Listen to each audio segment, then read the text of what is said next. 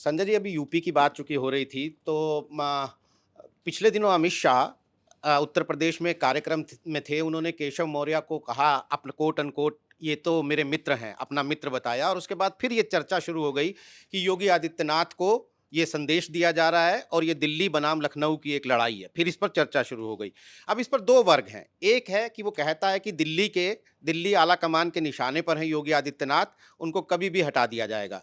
दूसरा वर्ग ये कहता है कि योगी आदित्यनाथ का कद इतना बड़ा हो चुका है उत्तर प्रदेश की राजनीति में कि चाहकर भी नहीं हटा सकते केंद्रीय आला कमान। आप यूपी की पॉलिटिक्स में चूंकि अब स्टेक होल्डर हैं पंचायत चुनावों के नजरिए से, आपका इस पर क्या टेक है आम देखिए, आदमी मैं पार्टी का? हाँ। मैं भी ये मानता हूं कि लखनऊ और दिल्ली का झगड़ा तो है, हम्म, और उस लखनऊ और दिल्ली के झगड़े की वजह से उत्तर प्रदेश की जनता का नुकसान हो रहा है। कोई काम हो नहीं पाता।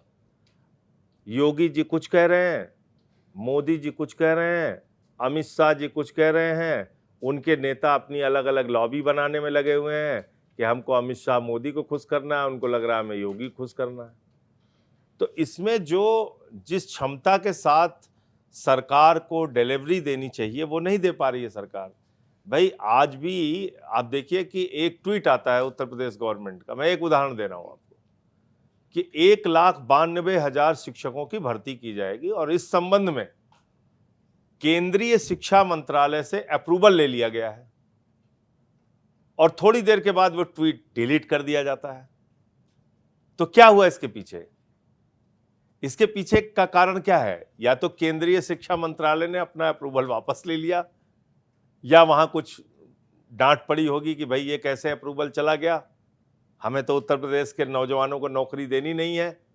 मोदी जी ने अपनी मंशा भी जाहिर कर दी थी कि सब नौजवान नारा लगा रहे थे, मोदी मोदी मोदी। बोले चिंता मत करो, गोबर से रोजगार देंगे तुमको, गोबर गोबर गोबर गोबर।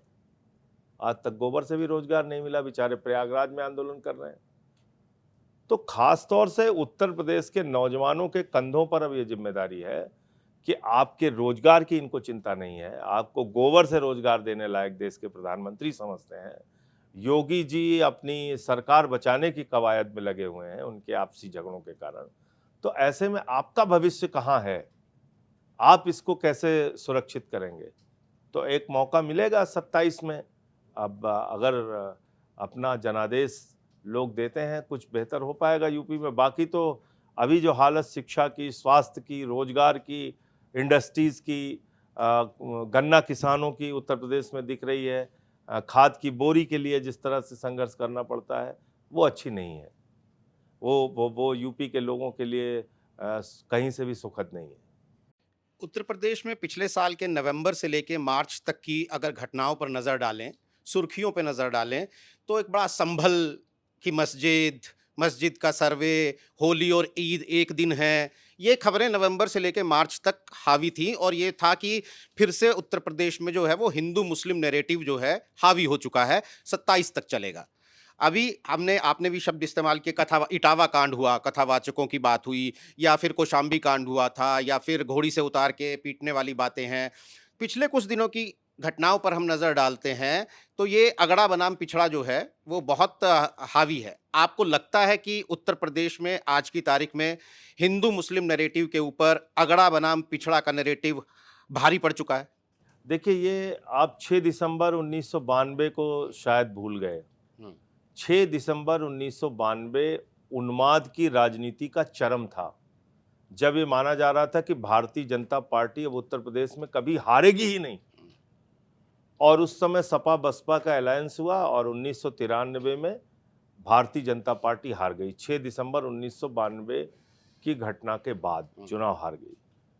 इसका क्या संकेत है? इसका क्या संदेश है?